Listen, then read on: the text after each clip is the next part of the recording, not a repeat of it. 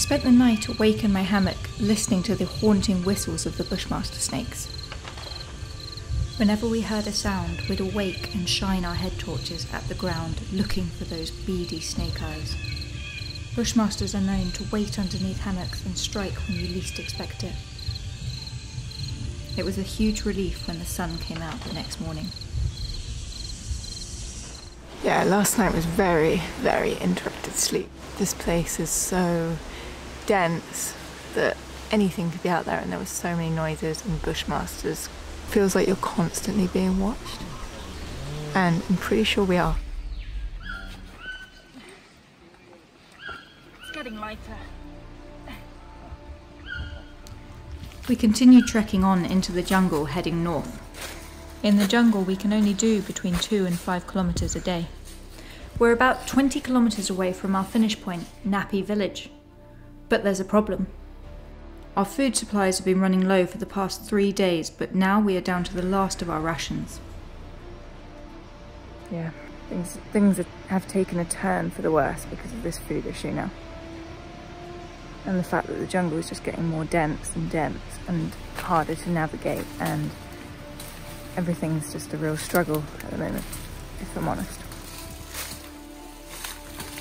The Kanuku Mountains is a protected and isolated mountain range, and I get the feeling that the type of food we'd normally hunt, like laba or capybara, senses us long before we can get close to them. Bento is making somewhere where he can watch for animals and hunt them. So we just try it, we just do hunting like this to maintain our family. Let's do some wabani like this, wait for animal. This is the trail, it's gone right here. I'm starting to think we've made a massive mistake by not rationing supplies early enough. Another day goes by and there's still no sign of any food. Jungle fighters, man. Jungle fighters, yeah. We fight. We're fighting.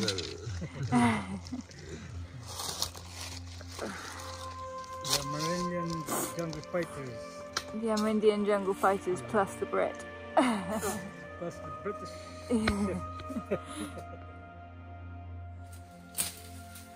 We haven't had any real food except for grubs for 2 days now. And then you just pop it in. Oh, I hope it won't burst. How does it taste, Lucy?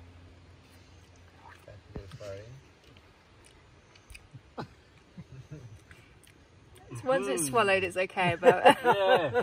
but the burst, I'm not a fan of that. Wonderful, Lucy, wonderful. But oh, we right. can survive in the jungle. We can survive. Yes.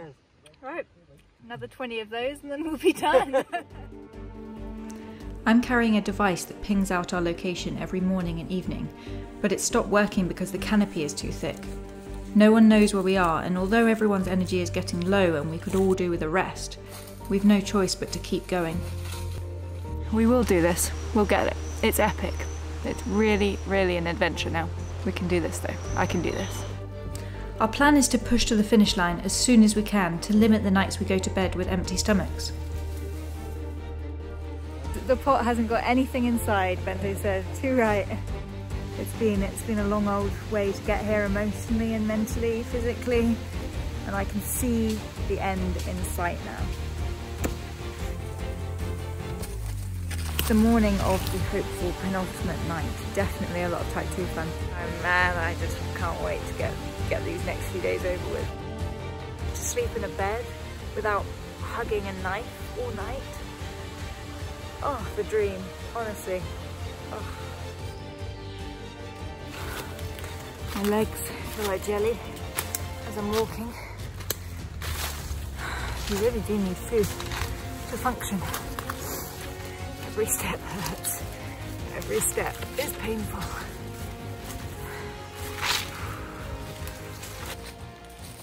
Just when we are about to lose all hope of any food, Bento appears out of the forest.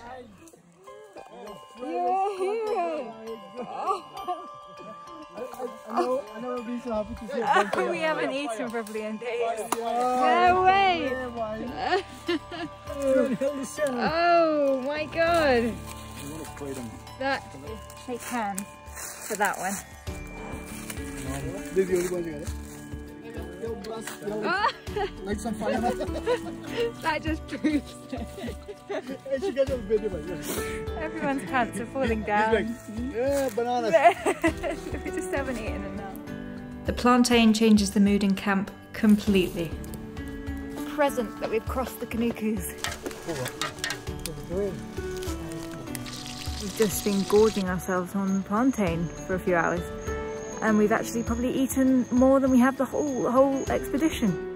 We think we can make it to the end point by tomorrow, which would just be magical. Best chips in general I've ever had. But the jungle isn't over with us yet. We have one last push to finish this.